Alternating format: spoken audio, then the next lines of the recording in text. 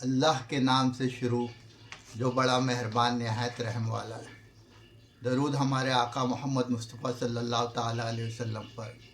मैं जमील फ़ारूक आज फिर एक नए उन्वान पर आपके सामने हाजिर खिदमत हुआ हूँ। हर दुनिया में हर इंसान कामयाब होना चाहता है, लेकिन कामयाबी की कीमत चंद ही लोग अदा करते हैं और जो कीमतें अदा नहीं करते वो कामयाब नहीं हो पाते।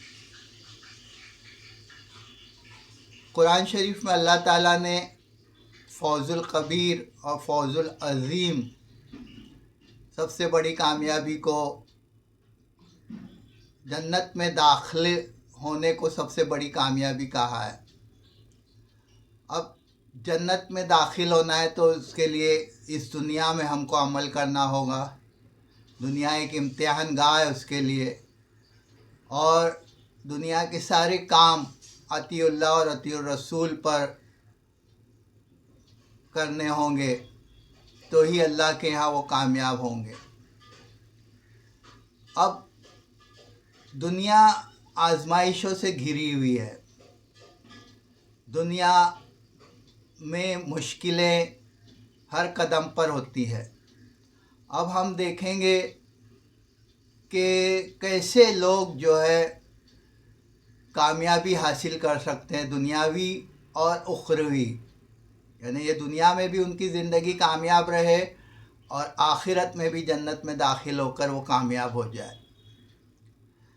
अब उसके लिए हमें कुछ काम करने होंगे। अगर मैं आपसे पूछूं कि आपकी ज़िंदगी का या हमारी ज़िंदगी का ज़्यादातर वक्त कहाँ गुज़रता है, तो मुख्तलिफ़ जवाबात होंगे। जैसे कुछ लोग बोलेंगे घर पर, कुछ लोग बोलेंगे ऑफिस पर, कुछ लोग बोलेंगे कुछ और जगह, कुछ और बातों पर, स्कूल में, कॉलेज में। इन सब जगहों पर भी हमारा वक्त सबसे ज़्यादा जो गुज़रता है वो माहिरीन नफ्सियात कहते हैं कंफर्ट जोन में। इंसानी तबीयत आराम पसंद होती है। हम अपने आप को कंफर्ट जोन में, गोशे आफियत में, अपने आप पे कंट्रोल, कोई टेंशन नहीं, फुल आराम, कुछ नया काम नहीं तो कोई परेशानी नहीं। कंफर्ट जोन में लोग अपनी ज़िंदगी का बेशतर हिस्सा गुजार देते हैं और उसके नताइज ये होते हैं कि जब वो उम्र के 40-50वीं दहाई में पहुंचते हैं तो उनके पास ज़राए आमदनी भी नहीं होती, बच्चों की कफ़ालत की ज़िम्मेदारी आ जाती है, तो वो बहुत परेशान हो जाते हैं। तो उसकी सबसे बड़ी वजह है कि जब उनको मेहनत करनी थी उस वक्त वो कंफर्ट जोन में थे। जब पढ़ाई पर, अपनी पर्सनैलिटी पर कुछ काम करना था तो वो लोग कंफर्ट जोन में थे।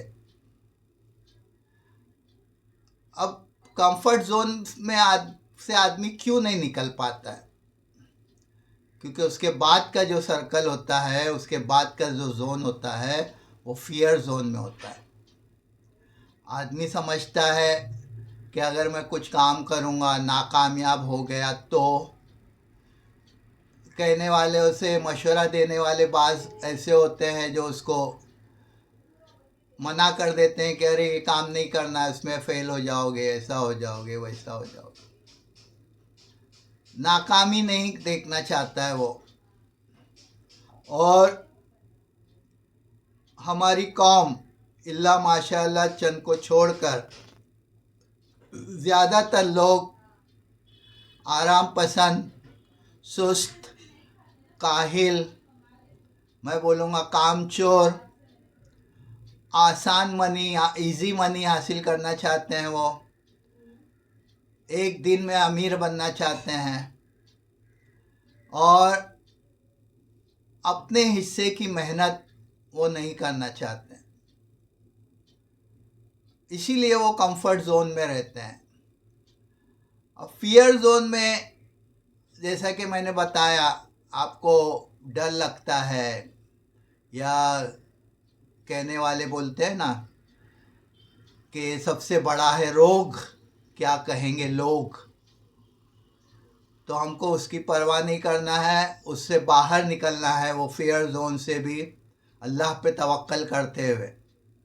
अब उसके बाद जो जोन शुरू होता है, उसके बाद जो सर्कल शुरू होता है, वो लर्निंग जोन होता है, जहाँ आप सीखते हैं। अब सीखने पर आप जो है नई महारतें सीखते हैं, नया काम सीखते हैं। नए काम में बाज़ दफ़ा आपको नाकामी होती है, नाकामी होने पर फिर आप उस काम को सही तौर पे करते हैं तो कामयाबी मिलेगी।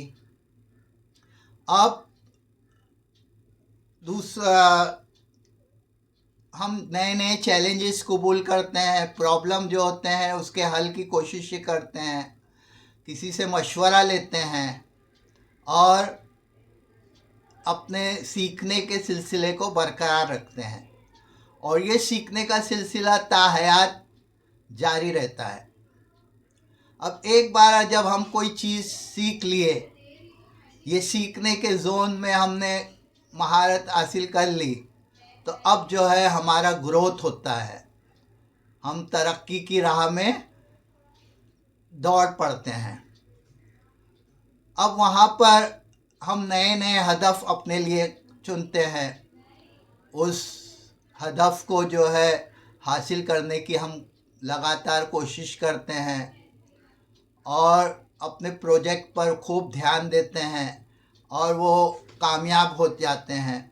लेकिन यहाँ एक बात हमको ध्यान रखना है कि जब हम ग्रोथ जोन में हो, जब हमारी तरक्की हो, तो अब हमारी मेहनत का सिलसिला पहले के मुकाबले में ज़्यादा हो जाना चाहिए, क्योंकि ग्रोथ मिलने के बाद अगर हमारे में ज़्यादा खुद एतमादी आ गई, ओवर कॉन्फिडेंस हो गए, तो फिर हम जो है मायूसी का शिकार होकर वापस कंफर्ट जोन में जा सकते हैं। तो यही बातें सब हम दीन के हिसाब से सोचेंगे। दीन भी कहता है बच्चों की कफ़ालत करना, ख़ानदान को पालना, ये इबादत का एक हिस्सा है, इबादत है ये भी। और अल्लाह के हुकूक अदा करना, बंदों के हुकूक अदा करना। अब जैसे हमको फजर की नमाज में जाना है, कंफर्ट जोन में रहने वाला सोचेगा अब मैं क्यों उठूं, कज़ा ही पढ़ लेता हूँ, या इत्तेफाक से कोई लोग उठते भी है तो वो घर पर पढ़ लेते हैं नमाजें। फिर किसी की मदद करना है, किसी को बुराई से रोकना है, अच्छाई की दावत, नेकी की दावत देना है, उसमें लोगों के सामने से कुछ जवाबात आएंगे, कई लोग नाराज़ हो जाएंगे, तो उसमें अपने आप को कैसे हम डेवलप करेंगे, कितनी नरमी इख्तियार करेंगे कि दावत का काम हम दे सके। तो ये सब भी हमको सीखने से आएगा। और खैर ख्वाही का जज्बा रखे, उम्मत की खैर ख्वाही करे, ताकि वो खैर ख्वाही हमारी नेकी में तब्दील हो, अल्लाह और उसके रसूल हमसे राज़ी हो। तो ओवरऑल हम देखेंगे कि अगर हमको कामयाब होना है तो उसके लिए हमें क्या क्या करनी पड़ेगी। एक शॉर्ट में हम लोग उसको समराइज करते हैं। सबसे पहली चीज़ जो लगेगी कामयाबी के लिए, वो मेहनत है। मेहनत करते वक्त कई मुश्किलें आएगी, उन मुश्किलों को अपने सोच से, लोगों की राय से हल करना है। रुकावटें आएगी, कोई माली तकलीफ़ें आएगी, कुछ और आएगा, तो उसको रुकावटों से भी हमको घबराना नहीं है। परेशानियां आएगी, बाज़ दफ़ा हम कोई काम शुरू करेंगे, कोई बिज़नेस शुरू करेंगे, उसमें हमको नाकामी मिलेगी, तो उस नाकामी से भी नहीं घबराना है, बल्कि वो नाकामियों को अपने लिए कामयाबी का जीना बनाना है और खूब मेहनत करके नाकामियों को परे करके कामयाबी में तब्दील करना है। अब नाकामी के बाद हमारे पास दबाव आ सकता है, प्रेशर है, घर वालों का प्रेशर है कि अरे तुमने ये क्या कर दिया, लोग बोलेंगे, दोस्त अहबाब बोलेंगे, अरे तुझे पहले ही मना किया था। तो इन सब बातों को नहीं करना, दिमाग में नहीं लेना है, अपने ख्यालात में नहीं लेना है, क्योंकि परेशानियां जो आती है वो ख्यालात से आती है, हालात से नहीं आती।